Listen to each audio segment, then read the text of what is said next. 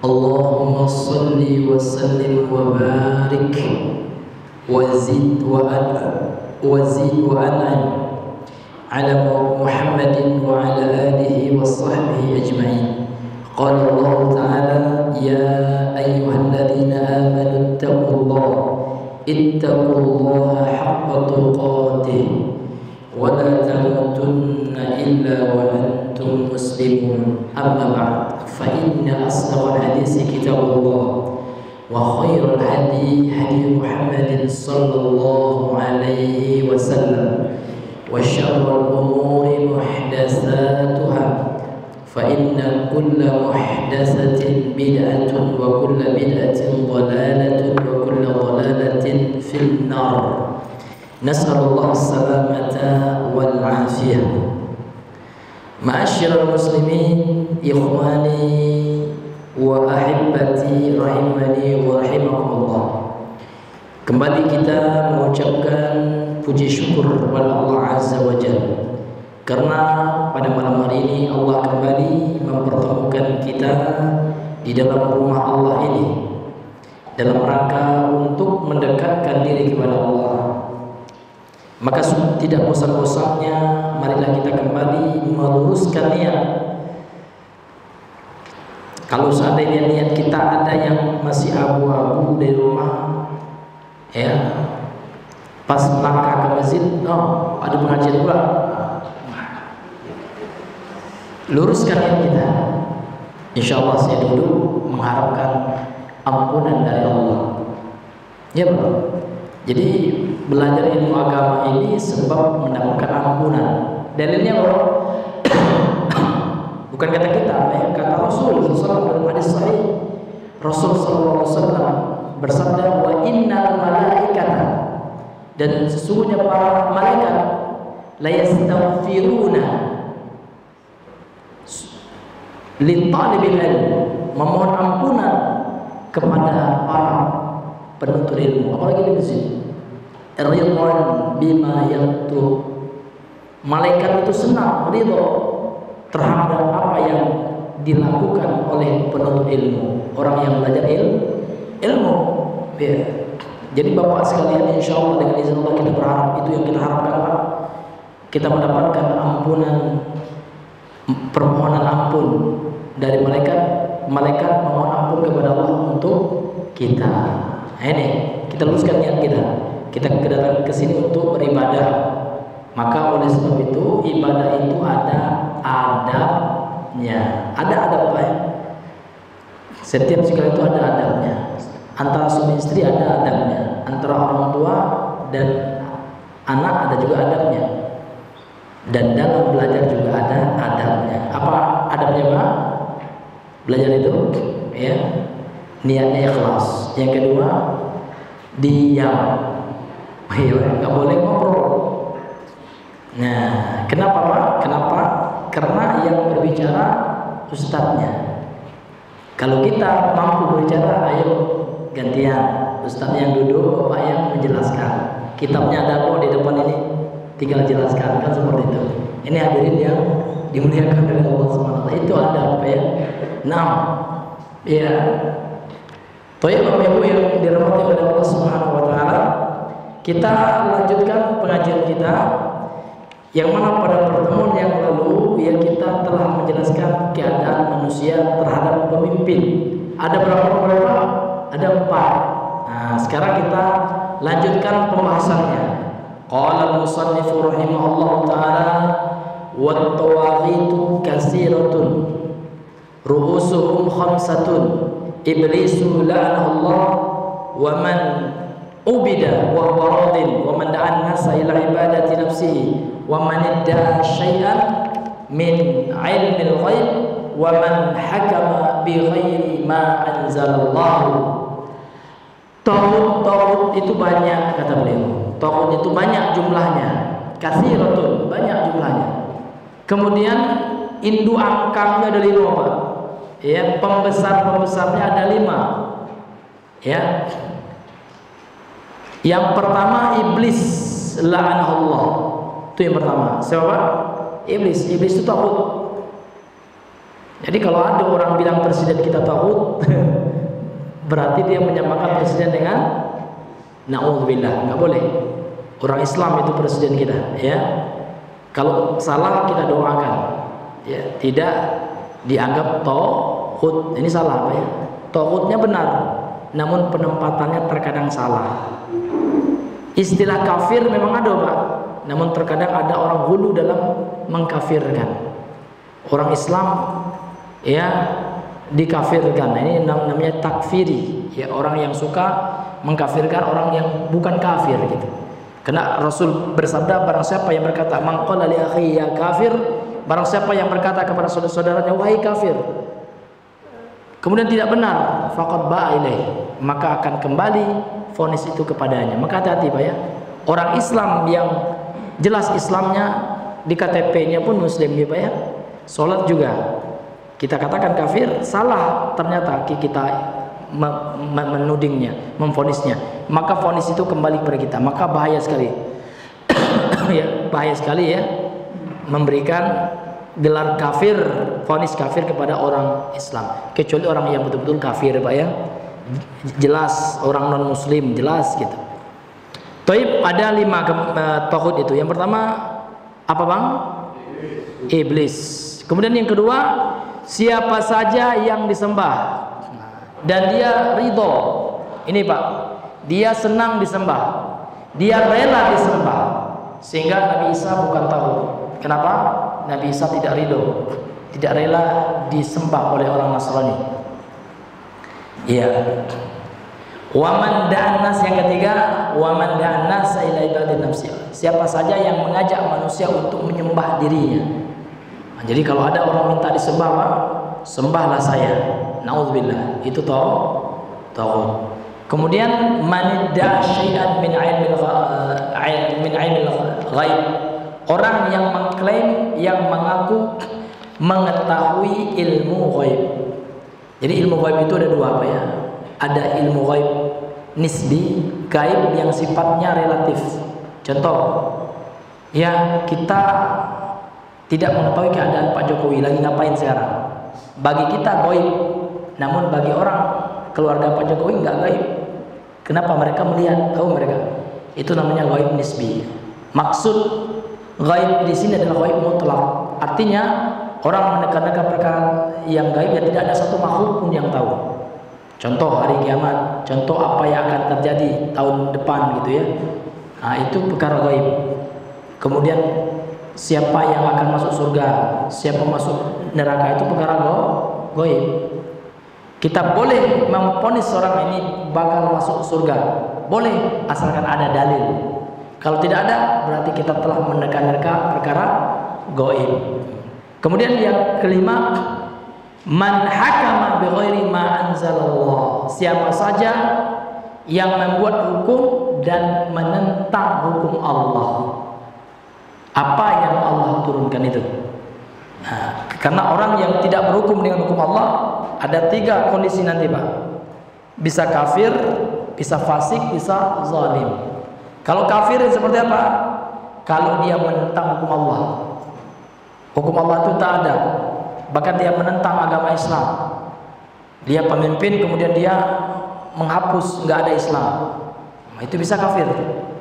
Tapi kalau dia tetap mengakui Islam itu, hukum Islam itu bagus, Islam itu agama yang bagus, namun dia terkadang mengikuti hawa nafsu, terkadang tunduk kepada tekanan, terkadang melakukan sesuatu yang bertentangan dengan hukum Allah, maka ini tidak dikatakan kafir. Maka ada rinciannya, Pak, ya.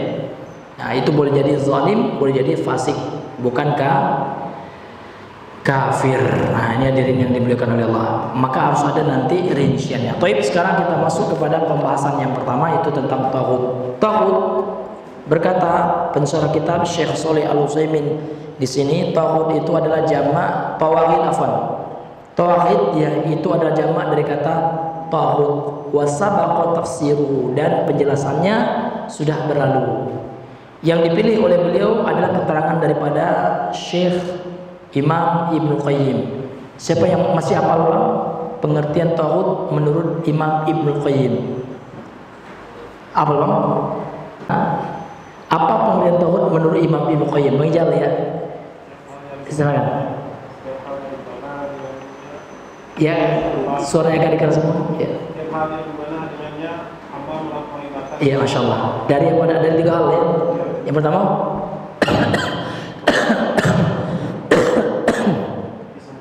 dari yang disembah, masya Allah. Yang kedua, diikuti. Yang ketiga, ditaati.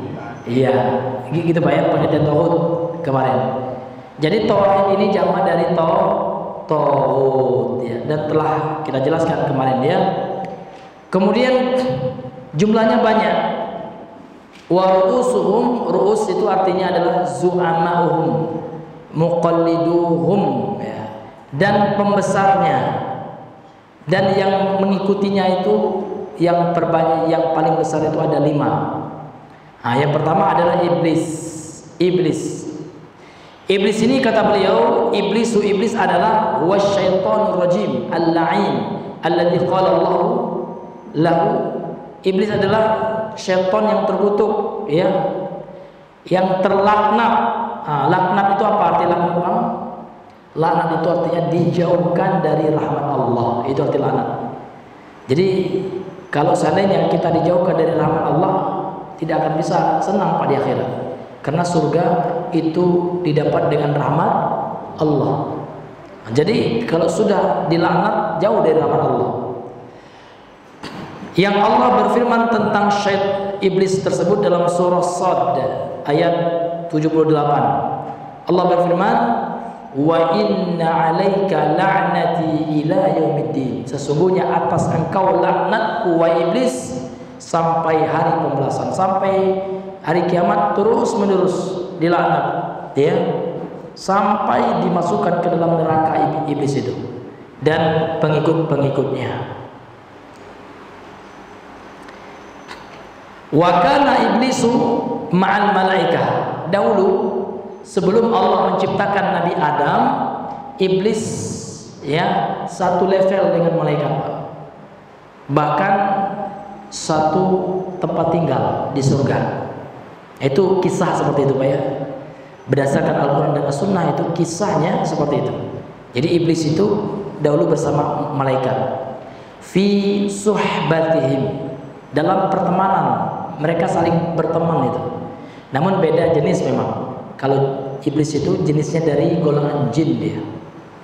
Diciptakan dari api, sementara malaikat khusus, bangsa khusus, spesies khusus ya, yang Allah ciptakan dari nur, dari cahaya. I'malu bi amalihim. Dahulu iblis beramal taat seperti malaikat. Jadi iblis ini enggak main-main Pak, orang taat ini Pak. Iya, dulu iblis ini taat. Walamma amara bisujud, walamma umira bisujudi li adama dhahara ma fihi minal khabath wal ibai wal istikbar. Tatkala diperintahkan oleh Allah dia sujud kepada Nabi Adam, barulah iblis menampakkan jati dirinya. Ternyata memang ada sifat-sifat kemunafikan itu sudah ada sebenarnya dalam hati iblis. Memang zahirnya taat dia, mereka ya taat, sholat dia juga sholat ya. Mereka melakukan amal soleh, iblis juga. Namun Allah uji iblis, mau nggak iblis ini sujud, menghormati, respect kepada yang aku ciptakan ini dari manusia, dari tanah, makhluk dari tanah. Jadi tatkala Allah menciptakan Adam, Allah suruh iblis sujud kepada Adam, maka tampaklah apa yang ada dalam diri iblis. Apa itu?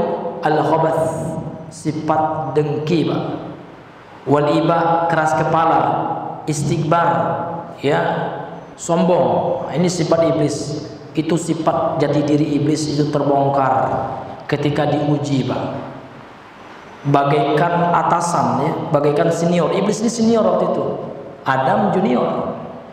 Senior ini diuji Pak, kedatangan anak baru ya. Nah, maka di situ timbul kesombongan senior. Kalau malaikat enggak, walaupun malaikat itu senior, lebih dulu Allah ciptakan daripada Nabi Adam, namun ketika Allah suruh dia hormat kepada juniornya, tetap dia. Nah, ini senioritas, Pak. Jadi iblis ini merasa lebih hebat, lebih baik, ya. Dan kenapa mesti harus patuh kepada anak barusan? Saya kan dai pertama di sini, gitu. Dia baru. Nah, ini juga masuk ini, Pak. Kalau diikuti ego seperti itu, mencontoh siapa, Pak? Na'udzubillahi min dzalik. Itulah yang terjadi pada iblis. Kalau ditanya ilmunya, selevel dengan malaikat. Ya, ilmu iblis nggak main-main, Pak. Iblis hafal dalil loh. Iya. Tapi nggak ada adab. Tidak amat pentingnya adab. Iya, adab. Yang sekarang, Pak, kebanyakan orang di antara ikhwan pengajian yang kurang bukan ilmu. Setiap hari belajar, namun penerapan ilmu. Kita tahu, ya, dalam ilmu, dalam sunnah kita diperintahkan untuk saling senyum. Dia enggak pas kita ketemu mau marah aja, masam aja wajahnya.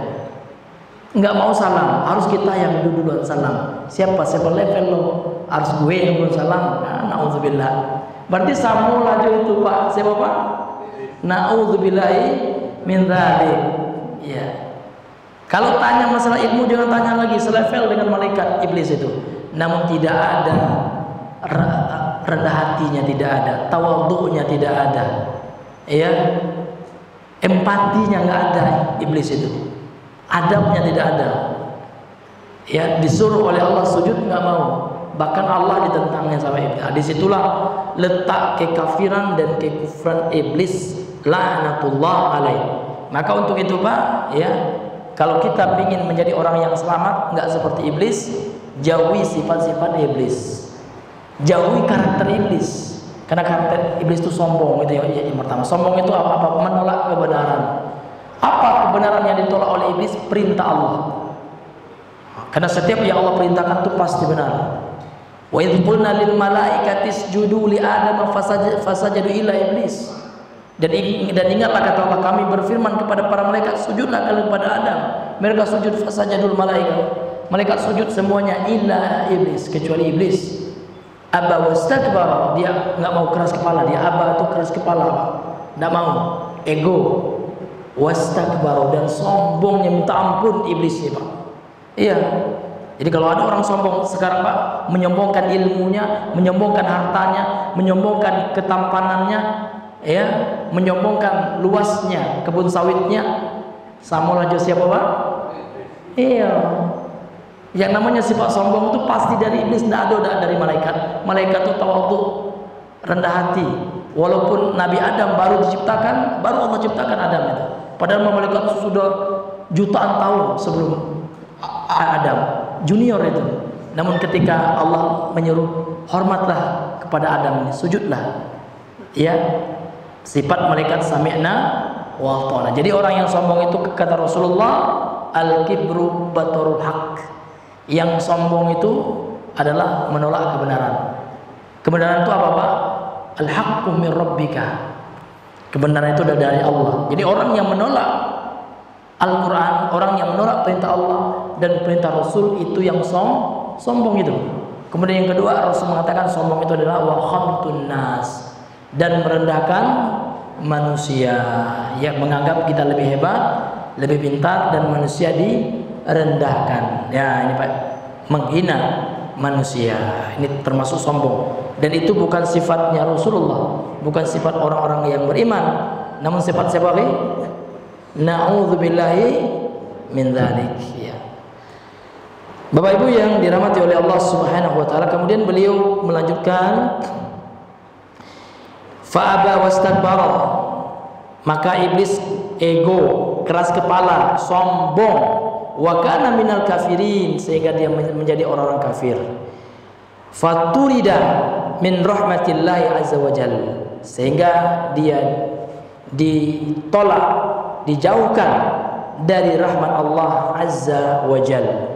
Qala Allah taala, Allah berfirman dalam surah Al-Baqarah yang kita baca tadi, ya, ayat 34, wa idz qulna lil malaikati isjudu li adama, dan ingatlah ketika kami berfirman, ketika kami memerintahkan Ketika kami berkata kepada para malaikat, sujudlah kalian kepada Adam, fasajadu, mereka semua sujud para malaikat, illa iblisa, kecuali iblis sendiri, aba, dia ego, enggan gitu ya, wastakbara, dan sombong, wa kana minal kafirin, sehingga iblis Allah masukkan ke dalam kelompok orang-orang yang orang kafir. Itu sombong-sombong semuanya, Pak, tidak patuh kepada Allah. Nah, jadi yang sombong sebenarnya itu, Pak, tidak patuh kepada Allah. Itu sombong yang paling sombong. Orang yang tidak mau sholat, sombong gitu. Orang yang tidak mau bayar zakat, sombong. Orang yang tidak mau pengajian, apa? Wallahualam, ya. Boleh jadi ada uzur ya. Ya. Tapi kalau menganggap apa pula awak tidak mengaji, awak mau mengaji juga profesor katanya. Tidak level lah, sombong tuh. Nah, itu Bapak Ibu yang dirahmati oleh Allah Subhanahu wa taala. Thayyib, kemudian itu tauhid yang pertama, iblis.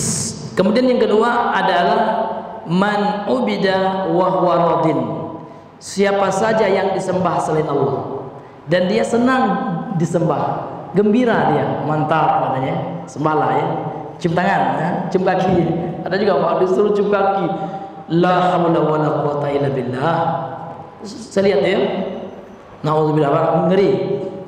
Disuruh orang cium kakinya, menciumnya itu Pak, kalau anaknya atau orang yang umurnya di bawahnya, secara kebiasaan ya wajar-wajar, secara adat kebiasaan ya Pak ya. Ini orang yang tua Pak, jamaahnya udah tua Pak, udah umur 70 tahun, disuruh cium lutut dia. La haula wala quwata illa billah. Nauzubillah ya. Ini minta diapain nih orang kan gitu ya. Kok nggak ada katanya ada. Mana ada sama orang tua? Orang tua jangan disuruh nyium, kita yang nyium orang tua kan gitu. Itu adabnya Pak ya. Ini hadirin yang dimuliakan oleh Allah Subhanahu wa taala. Kemudian kata beliau, wa waradin, dan dia ridha, senang, suka an yu'bada, untuk disembah min dunillah, selain Allah. Fa innahu min ru'usit tawaghiti wal iyadu billah. Dan jenis yang kedua ini adalah termasuk ya induk angkangnya taghut. Taghut, bosnya taghut, big bossnya taghut ya Pak ya. Ya, ru'us itu kepalanya taghut gitu. Sawa'an ubida fi hayati, baik disembah ketika dia masih hidup, au ba'da mamatihi, atau setelah dia mati. Ketika dia masih hidup dia senang disembah, mati dia Pak ya. Pas dia dikubur, kuburannya dijadikan tempat ngalap berkah. Karena nggak ada Pak, ngalap berkah itu bukan di kuburan ya. Ngalap berkah itu dengan amal soleh, bukan di kuburan. Di kuburan itu kita hanya mengingat kematian. Ya Allah, sekarang aku menziarahi kubur hambamu yang telah wafat. Ya Allah, suatu ketika aku juga akan engkau wafatkan dan akan dikuburkan di sini. Ya Allah, itu Pak ya. Jadi kita ziarah itu Pak, tujuannya untuk introspeksi diri, untuk memikirkan kematian, untuk memikirkan akhirat. Sungguh dunia ini sementara ya Allah. Aku telah letah letih bekerja siang malam ya Allah, tapi ujung-ujungnya tempat rumahku yang sebenarnya ini kuburan ini, kan gitu. Ada juga orang-orang Pak yang subhanallah, siang malam, pagi balik sore, bahkan balik paginya lagi Pak, sholat ditinggalkan demi mengejar dunia yang tidak pasti. Pasti enggak setiap orang yang bekerja itu kaya Pak? Tidak pasti Pak. Karena kaya itu sudah suratan tangan kata orang Pak, sudah takdir Allah itu. Ya lihatlah tukang Pak, tukang jalan itu berat kerja tapi tidak kaya juga. Ada pula orang yang di bank itu Pak, ya dia megang kalkulator aja, ya komputer, gajinya nauzubillah, subhanallah gitu ya. Iya, ini hadirin ya. Yang pasti itu mati pasti enggak Pak? Tapi banyak orang yang lupa dengan yang mati ini. Iya, orang banyak percaya dengan dunia. tapi lupa dengan mati, padahal yang pasti itu mati. Maka ketika orang ziarah kubur untuk mengingat yang pasti itu, karena setiap kita pasti mati. Nah, ini hadirin yang dimuliakan oleh Allah Subhanahu wa ta'ala.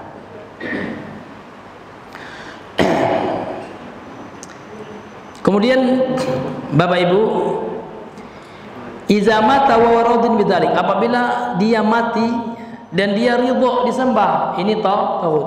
Jadi sudah dua Pak ya. Yang pertama tauhid tadi apa Bang? Iblis. Yang kedua, orang yang senang disembah, orang yang ridho dia. Ada orang nyembah, mantap, sembahlah saya. Nah, gitu. Kemudian yang ketiga, wa man da'an nasa ila ibadati nafsihi, orang yang mengajak manusia untuk menyembah dirinya. Hampir sama dengan yang kedua ini ya. Tapi yang ketiga ini lebih spesifik lagi Pak. Dia sudah mengajak. Yang kedua itu dia nggak mengajak dia.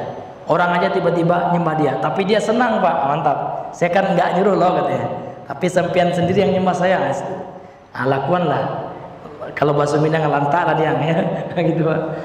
Ini hadirin yang dimuliakan oleh Allah. Tapi kalau yang ketiga ini lebih parah Pak. Kenapa? Karena dia mengajak orang menyembah dia. Dia iklankan. Dia promosikan. Ya. Jadi kalau menyembah itu Pak tidak hanya identik dengan kita menjadikannya Tuhan, tidak. Tapi mentaati seseorang di dalam menghalalkan apa yang Allah haramkan atau mengharamkan apa yang Allah halalkan, ini termasuk juga. Ya Pak ya, mengajak orang menyembah kita itu. Nah, ini yang mesti kita pahami Pak. Menyembah itu tidak hanya sekedar orang menganggap kita Tuhan, si fulan Tuhan. Nah itu aja Pak. Tapi si fulan itu selalu benar katanya. Apokatonya benar lah itu. Padahal katanya jelas-jelas bertentangan dengan Al-Quran. Masih diikuti, berarti dia telah menyembah orang ini. Paham Pak? Nah, nanti akan kita bacakan dalilnya. Bapak Ibu yang dirahmati oleh Allah Subhanahu wa taala. Kemudian yang ketiga ini, jenis taghut yang ketiga ini, man da'an nasa ila ibadati nafsihi wa illam ya'buduhu fa innahu min ru'usit tawaghiti sawa'an ujiba lima da'a ilai am lam yujib. Ya, kata beliau, barang siapa yang mengajak manusia untuk mengibadahi dirinya, untuk menyembah dirinya, wa illam ya'buduhu, meskipun mereka orang tidak mau menyembahnya, dia ngajak orang menyembahnya, tapi orang ngapain menyembah kamu gitu. Walaupun orang tidak menyembahnya, namun dia sudah mengajak orang untuk menyembahnya, tetap dia dikatakan apa Bang? Taghut. Naam. Fa innahu min ru'usit tawaghit, dan dia termasuk pembesar kepalanya taghut. Apalagi ada yang menyembahnya, tentu lebih parah lagi. Jadi ada si A, kita contohkan si A. Si A ini ngaku Tuhan atau ngaku nabi baru, nabi palsu Pak ya. Nah, kemudian dia mengajak orang, ayolah ikuti ajaranku katanya. Sembahlah aku, ikuti aku ini nabi baru setelah Muhammad katanya. Nah, walaupun orang tidak membenarkannya, ngapain itu pembohong itu. Namun dia tetap dikatakan taghut. Kenapa? Karena dia telah mengajak orang untuk menyembah dia, itu maksudnya. Nah, sawa'an ujiba, ya, baik dia diikuti, dipenuhi seruannya untuk menyembah dirinya, lima da'ilai, terhadap apa yang dia menyeru kepadanya, am lam yujib, atau tidak ada yang menjawab, mengabulkan seruannya untuk menyembah dirinya gitu Pak. Tetap dia dikatakan apa Bang? Taghut. Nah. Kemudian yang keempat adalah siapa saja yang mengklaim mengetahui ilmu gaib. Itu juga taghut Pak. Iya. Kata Syekh Ibn Utsaimin, kata pensyarah kitab di sini, al-ghaibu ma ghaba 'anil insan. Yang dimaksud dengan ghaib itu adalah ma ghaba 'anil insan, segala sesuatu yang tidak diketahui atau yang tidak terlihat, yang tidak terindra oleh manusia, itu ghaib ya. Misalnya yang nggak bisa kita lihat itu ghaib. Surga misalnya, nampak nggak sekarang? Surga Pak? Tidak, gaib. Malaikat nampak apa? Gaib. Jin nampak apa? Gaib. Segala yang tidak bisa kita indra itu gaib. Kemudian yang gaib itu ada dua jenisnya. Wa huwa nau'ani, ada dua jenisnya. Yang pertama waqi'un wa mustaqbalun. Yang pertama yang terjadi dan yang akan terjadi. Ya. Yang terjadi itu adalah sesuatu yang telah ribuan tahun. Itu perkara gaib. Ya. Dan kita tidak boleh menerka-nerka perkara gaib kecuali ada wahyu. Ya, ada bukti ilmiah. Enggak boleh kita dahulu tahun 1491 telah terjadi, mana data Bapak? Kalau nggak itu pembohongan publik kan gitu. Ya kan? Nah, kalau kita dahulu Allah menciptakan Adam, jelas kita punya data. Data kita mana Pak? Al-Quran data kita. Kita punya dalil gitu. Ini hadirin yang dimuliakan. Itu gaib yang waqi'un, yang waqi', yang terjadi, yang telah terjadi, kemudian akan terjadi. Yang akan terjadi banyak apa? Contoh akan munculnya Dajjal, Dajjal. Ya, Dajjal akan muncul Pak di akhir zaman. Itu waqi', itu akan datang, mustaqbal itu. Kemudian turunnya Nabi Isa. Ya, Nabi Isa akan turun yang akan membunuh Dajjal. Kemudian munculnya nanti makhluk-makhluk brutal, radikal, haus darah, Ya'juj wal Ma'juj. Jelas Al-Quran bahkan dalilnya. Kemudian Ya'juj dan Ma'juj ini dan dalam hadis sahih Pak ya, akan dibunuh. Nah, siapa yang membunuhnya Pak?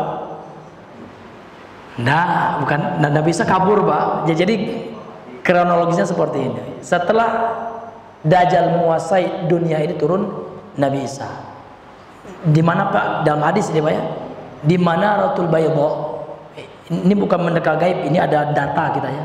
Ada hadisnya, ada kitabnya. Coba buka kitab Al-Bidayah wa Nihayah lil Imam Ibnu Katsir. Itu dijelaskan. Iya, jadi iblis pula. Dajjal menguasai dunia ini Pak selama 40 hari 40 malam. Hanya dua kota yang tidak bisa dimasuki iblis, Mekah dan Madinah. Setelah iblis ini merajalela Pak, banyak pengikutnya itu kan, banyak orang yang terfitnah. Terutama ibu-ibu ini banyak sekali ya. Indo apa ya? Ini banyak nanti itu ke hadis mengatakan banyak yang menjadi pengikut Dajjal. Jadi setelah itu Allah turunkan Nabi Isa. Nabi Isa waktu itu turun di mana Pak? Nah, bukan di Suriah. Ya, di mana Ratul Bayda itu, di masjid menara yang punya menara putih. Itu Masjid Al-Amawi. Sekarang bisa di Google dan Masjid Al-Amawi itu ya. Dan ketika itu sholat subuh yang sebelum sholat subuh Pak ya, di dalam sholat subuh turun Nabi Isa, Allah turunkan di masjid itu. Kemudian ya waktu itu umat Islam dipimpin oleh seorang Imam Mahdi, namanya Muhammad. Nama ayahnya sama dengan nama ayah Nabi, Muhammad bin Abdullah. Satu suku dengan Nabi, berasal dari suku Quraisy dan lahirnya sama dengan Nabi, dilahirkan di Mekah. Nah, sekarang ada pula orang mengakui Imam Mahdinya orang mana? Iran. Itu Imam Mahdi dari Hong Kong gitu. Nah, ada Imam Mahdi itu dari Mekah, dibaiat di depan Ka'bah, begitu hadisnya. Jadi di Mekah memang Imam Mahdi itu. Memang kita nggak tahu Pak ya, itu perkara gaib. Kapan tanggalnya gaib gitu. Kita hanya diberitahu oleh Nabi secara global. Maka jangan kita menerka yang gaib-gaib. Sekarang sudah muncul nggak tahu kita. Namun ciri-cirinya ada kan gitu. Jadi singkat cerita Bapak Ibu yang dirahmati oleh Allah Subhanahu wa taala, turun Nabi Isa, Imam Mahdi mempersilakan Allah, ya Nabi Allah, ya Isa bin Maryam, sholli bina gitu. Taqaddam, maju, salat ya, pimpin salat kami. Enggak mau Nabi Isa anta min ali Muhammad, kamu keturunan Nabi Muhammad ya. Kamu pengikut Nabi Muhammad, saya ikut syariat Nabi Muhammad, kata Nabi Isa. Jadi Nabi Isa turun itu tidak pakai Injil lagi, Nabi Isa pakai Al-Quran sebagai petunjuknya. Nah, ini bantahan kepada orang Nasrani ini Pak ya. Nabi Isa di akhir zaman. Kemudian setelah sholat apa yang dilakukan oleh Nabi Isa? Kasar salib, mematahkan, menghancurkan salib. Tidak ada yang namanya salib. Ini bohong, penyaliban itu bohong. Yang disalib itu bukan Nabi Isa, yang dibunuh itu bukan Nabi Isa. Namun siapa Pak? Hah? Yudas. Ya itu yang itu dia betul ya, bukan Nabi Isa. Kemudian ya Nabi Isa membunuh babi-babi ternak. Ada orang beternak babi, bunuh aja babi, kaki digoreng pula, dibuat babi panggang pula nanti. Nah, dibunuhnya sama Nabi Isa itu. Wa qatalal khanazir, gitu di dalam hadisnya seperti itu. Setelah itu apa? Setelah turun Nabi Isa, datangkan oleh Dajjal, langsung naik aroma melutak Dajjal. Takut betul. Kemudian Nabi Isa, mana yang namanya Dajjal gitu ya. Ya akhirnya dikejar oleh Nabi Isa. Memang Dajjal pun tidak mado ya. Dajjal itu sudah tahu kelemahannya itu Nabi Isa. Kalau turun ke Nabi Isa pasti mati. Akhirnya apa? Ketemu Nabi Isa meleleh langsung. Dajjal itu Pak, itu dalam hadisnya seperti itu. Jangankan dibunuh Pak, nampak Nabi Isa aja ya seperti timah yang dibakar dengan api, meleleh, ya mati langsung. Nah, ini luar biasanya Nabi Isa. Namun setelah itu Pak, Nabi Isa Imam Mahdi, hiduplah umat Islam. Seluruh dunia ini di bawah kekuasaan umat Islam. Jaya umat Islam sampai keluarlah Ya'juj wal Ma'juj. Ya'juj ini luar biasa Pak, berbuat kerusakan ya kan. Akhirnya apa, banyak umat Islam yang dibunuh dan umat Islam kalah anggota dengan Ya'juj itu banyak sekali Pak jumlahnya. Dan Ya'juj wal Ma'juj ini Pak spesies bangsa dari kalangan anak Nabi Adam, manusia juga. Itu harus ada, bukan jin ini. Ya'juj wal Ma'juj ini dalam hadisnya dikatakan min bani Adam, dari keturunan anak Adam, bukan jin ya, bukan seperti dalam film-film Pak ya, salah itu. Namun dia brutal, anarkis. Nah, ini manusia yang brutal. Akhirnya memberontaklah, dia ingin menguasai kekuasaan waktu itu Pak ya. Akhirnya larilah Nabi Isa dan Imam Mahdi ke bukit, lupa saya nama bukitnya. Hanya mereka berdoa kepada ya Allah, tolong kami, yang minta pertolongan langsung kepada Allah. Akhirnya Allah turunkan burung. Nah, nanti burung inilah yang akan menyambar ya, memakan ya, juga banyak sekali Pak ya, burung-burung seperti burung ababil tapi lebih besar katanya. Dan hadisnya daripada burung ababil yang menghancurkan tentara bergajah. Namun skenario-nya seperti itu dalam hadisnya. Maka dia hancur, diluluh-lantakkan dan seterusnya Pak. Panjang lagi ya, sampai cerita tentang tanda-tanda besar hari kiamat itu. Masya Allah. Baik. Kemudian beliau melanjutkan fal ghaibul waqi'i nisbiyun. Perkara gaib yang terjadi ini sifatnya relatif. Nisbi itu artinya Bapak, relatif. Gaib menurut kita belum tentu gaib menurut orang yang di sana. Seperti yang saya contohkan tadi Pak ya. Bagaimana keadaan Jokowi, kita nggak tahu, itu gaib bagi kita. Binisbati ilaina, berdasarkan keadaan kita gaib. Jokowi jauh Pak ya, tinggalnya di Jakarta, kita di sini nggak tahu kita. Tapi menurut anaknya Jokowi, istrinya, orang yang tinggal serumah nggak gaib, karena mereka lihat bagaimana keadaan Pak Jokowi. Itu Pak ya, Pak ya, itu namanya gaib nisbi. Yakunu li syakhsin ma'luman wal akhara majhulan. Bagi seseorang itu diketahui nggak gaib, namun boleh jadi bagi orang lain gaib. Itu Pak ya. Iya. Kemudian yang kedua kata beliau ghaibun haqiqiyyun, gaib yang sebenarnya. La yakunu ma'luman illa li ahadin illallah. Tidak ada yang mengetahuinya, seorang pun enggak ada yang mengetahuinya illallah, kecuali Allah wahdahu, Allah saja. Atau man atla'ahu alaihi minar rusul, atau yang Allah kasih tahu kepada para rasulnya. Nah, seperti itu. Jadi hal itu gaib bagi seorang pun, hanya Allah yang tahu, atau Allah kasih tahu Rasulnya. Contoh tentang surga, itu gaib, nggak ada yang tahu. Namun Allah kasih wahyu kepada Rasulnya, sehingga Nabi terkadang Allah kasih tahu tentang penghuni neraka. Contohnya dalam hadis Sahih Al-Bukhari, Pak ya, Rasul ketika Isra Mi'raj itu Allah perlihatkan gaib kepada beliau. Ini khusus ya, sebagai mukjizat untuk Nabi. Kata Nabi SAW, uritun nara fa idza aktsaru ahlihan nisa. Aku telah diperlihatkan neraka, ternyata mayoritas penghuninya adalah para wanita. Mohon maaf ibu-ibu ya, ternyata kaum ibu-ibu penghuni neraka. Apa sih sebabnya? Itu harus tahu sebab. Kalau kita tahu sebab, tahu solusi.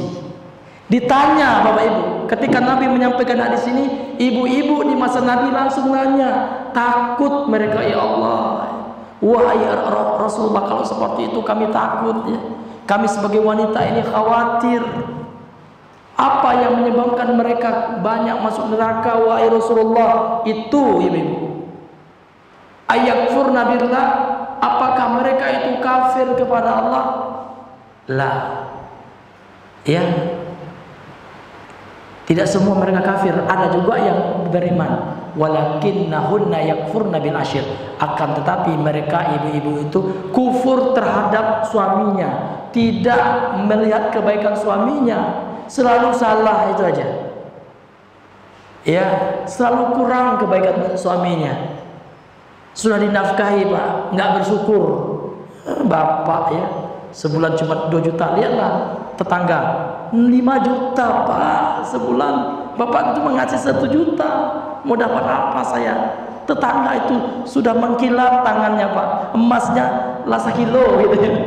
Awas senci aja nak doa gitu. Ah, ini termasuk nih Pak. Hati-hati ibu-ibu, ini penyebabnya. Solusinya apa? Qanaah. Apa itu qanaah Bang? Merasa cukup, alhamdulillah, dikit pun dicukup-cukupkan. Takdir Allah ini, abi ya, umi rela kok, nggak makan sehari pun pernah. Rasul seperti Nabi pernah nak makan Pak, bahkan Nabi itu ya dengan sahabatnya pernah makan daun. Saya pernah lihat video sekarang, anak Palestina ternyata ada juga yang makan daun Pak. Tolong lihat masalah dunia ini jangan kepada orang yang lebih kaya Pak, kepada orang yang kaya daripada kita. Lihat yang di bawah. Alhamdulillah kita bisa makan hari ini Pak, kita bisa tinggal walaupun kontrak, walaupun numpang ya. Lihat orang di Palestina Pak, ya tinggal di bom lagi Pak. Lihat orang di bawah kita gitu, sehingga muncul rasa syukur. Banyak kita nggak bersyukur saya Pak. Bukannya nikmat Allah itu kurang, enggak sebenarnya Pak, tapi syukur yang kurang, itu intinya. Tidak ada nikmat Allah, Allah tidak menyanyiakan hambanya. Tapi kira kita ini yang kurang berterima kasih kepada Allah. Maka untuk menumbuhkan rasa syukur itu bagaimana Pak? Lihat, undur ila ma tahtikum, wala tanzur ila man huwa fawqakum. Kalau ingin bersyukur kata Rasulullah, lihat kondisi orang yang berada di bawah kita secara ekonomi, secara kehidupan. Jangan dilihat orang yang kaya. Kalau nggak kaya nggak usah syukur kita Pak. Ya. Nah, seperti itu Pak. Sekarang lihat Pak, saudara kita di Palestina itu luar biasa, tak ada mikir lagi rumah Pak. Kita sekarang kan beli rumah numpang ngontrak ke kontrak be katanya kan. Tetanggo inilah lah 2 bulan rumahnya saya kok dikontrakan gitu. Setiap bulan dapat duit kontrakan dia. Ya itu kurang bersyukur ini calon penghuni. Nauzubillah. Ini bukan kata saya Pak ya. Ibu-ibu sekalian jangan marah pula ya. Ini kata Rasul yang saya sampaikan. Begitu keadaan wanita yang penghuni, kurang syukurnya kurang Pak, qanaahnya kurang. Qanaah itu merasa cukup terhadap rezeki yang Allah berikan. Allah kasih rezeki itu 1 juta, itu rezeki Allah. Kalau kita protes sama suami kita, sebenarnya kita protes sama Allah itu. Allah yang ngasih gitu untuk suami kita, kan gitu. Ini hadirin yang dimuliakan oleh Allah. Tapi kalau kita menyarankan boleh. Kalau suaminya malas dimotivasi, bukan direndahkan. Yang salah itu Pak, merendahkan itu. Ya. Iya Pak, direndahkan Pak. Saya pernah dengar itu. Ya, enggak seperti suami orang. Lihatlah suami orang, ya Allah, direndahkan. Kalau suami kita lagi futur mencari, kasih motivasi. Sayang, nah gitu lah. Iya. Yuk, giat lagi ibadahnya sayang gitu ya. Karena kalau abi mencari nafkah itu kan ibadah juga, abi dapat pahala juga. Maksudnya naik lagi semangat, enggak direndahkan, enggak dicumei gitu ya. Apalagi bini nyorominan pula, Pak, kadang pula cumei Pak. Ini contoh ya. Ini hadirin yang dimuliakan oleh Allah Subhanahu wa taala. Ini yang jangan kita contoh. Nah, ya Pak ya, ini mungkin sedikit masukan Pak ya, karena melihat di akhir zaman ini Pak, lihat hadis Nabi juga seperti itu, karena kebanyakan penghuni neraka itu seorang, maka itu hati-hati Bu ya. Ya seperti itu ya Bapak Ibu yang dirahmati oleh Allah Subhanahu wa taala. Masuk tuh Pak? Ya tayyib ya. Mungkin kita cukupkan dulu sampai di sini pembahasan kita. Mudah-mudahan yang singkat itu Pak bisa bermanfaat bagi kita ya. Bisa kita amalkan dalam kehidupan kita. Subhanakallahumma bihamdika asyhadu an la ilaha illa anta astaghfiruka wa atubu ilaik. Assalamualaikum warahmatullahi wabarakatuh.